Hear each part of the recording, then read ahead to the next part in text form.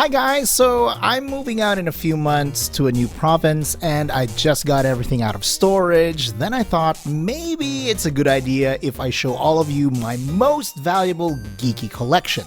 Now, I'm not a collector, but I am a hoarder, a trait that I did inherit from my mother. So I do have a decent amount of collection and I wanted to share it with you guys. This is part 1 of 2, just so that this video wouldn't be so long. So here we go. Alright, what do we have here? First on our list is this baby right here, the Famicom, also known as the Nintendo Entertainment System in the West. This is a very valuable collector memorabilia for me because I was growing up with this. I'm a kid of the 80s, so this is where it all began. Super Mario, Contra, Battle Tanks, Ice Kraima, all of this, man, it started here.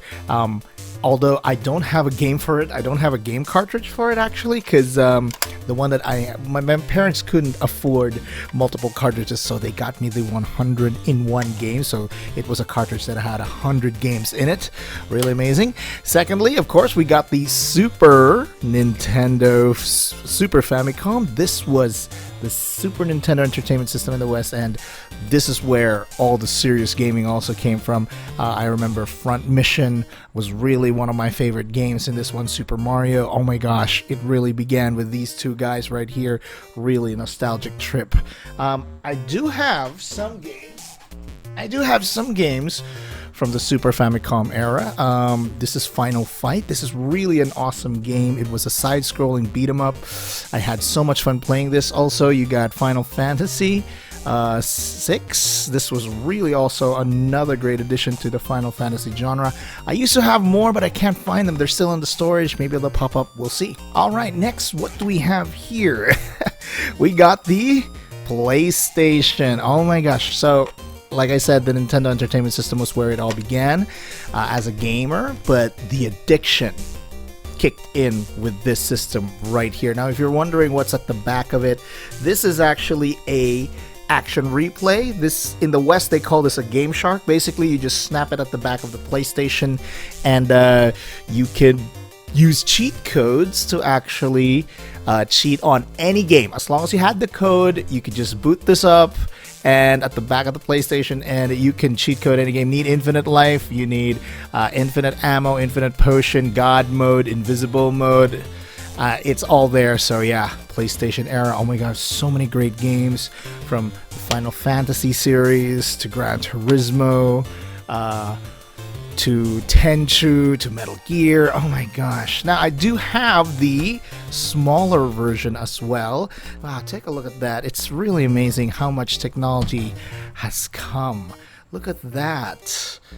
You know, you could see the evolution of technology. Now, this one was really useful and really such a lifesaver, because there was a point in time where every summer our parents would go out of town and they'd take us with them, me and my brother, and we'd be in hotels and we'd have nothing to do, bored to death. So this one was really a great lifesaver for us, and it was portable, it was easy to use, and there was even an advertisement where you could actually hook up a TV right behind this PlayStation, this PS1. So thank you for all your services. This was a really great system.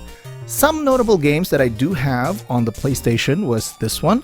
This is Winning 11, the very first one. And what makes this game very special to me as part of my collection is this was only available in Japan. Before Pro Evolution ever became international as a football game, Winning 11 started it all. And this is special because this game was only sold and available in Japan. A friend of mine from Japan came, he brought it, we had so much fun playing it here, and he left it as a parting gift. So, arigatou gozaimasu, Sunjiro-san! Another interesting video game that I do have is Final Fantasy. Now, this was the English version, of course, and this is not the collector's edition, so it's not as valuable because this is just the greatest hit edition.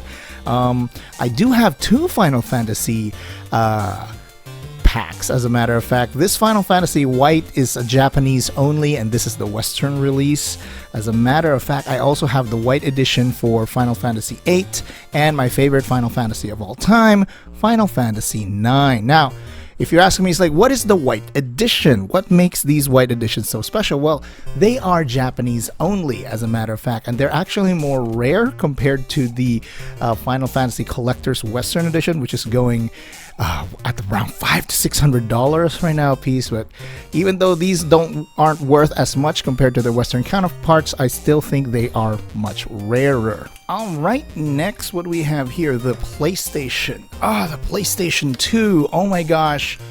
By the time the PlayStation 2 became so popular, every kid had this system. As a matter of fact, the PlayStation 2 Slim was the more popular system. Look at that, guys. Look at the difference in size. Amazing, the technology evolution. And you know what? By the time this little one became mainstream, every kid had a PlayStation 2 in their home. And it became so cheap that anyone could afford it, and that it became a standard. Truly the best-selling console in the world to date.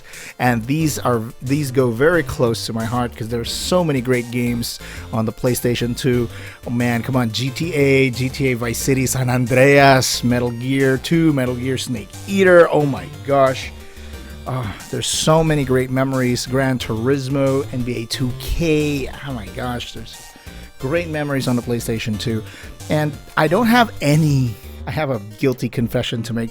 I don't have any games on the PlayStation 2 in my collection right now because I've never owned an original. The piracy era really blew up out of proportion, and I never owned a single original CD. For $1 or $2, you can get a pirated CD, and I owned folders after folders of DVD for the PlayStation 2. Absolutely an amazing system.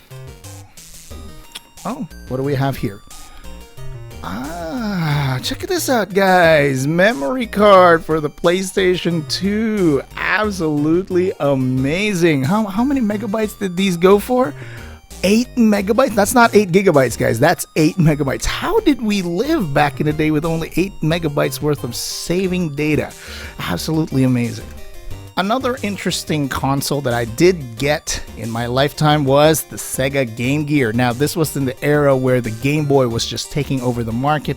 When I had a chance to choose, I chose the Sega Game Gear because it was colored. You can even strap an antenna here and watch TV during the time. It ran on 6, AA batteries. And these batteries would only help this baby last for 30 minutes. So I was most of the time playing near an outlet, but when the time came in recess, everyone was right behind me. I was the cool kid because I don't care about your Game Boys. I had full color. So yeah, this still was an epic fail of a marketing product. This didn't sell very well, and Game Boy still remains king of all mobile consoles during that era, but at least Sega tried. Sticking with unorthodox gaming, check this one out, guys.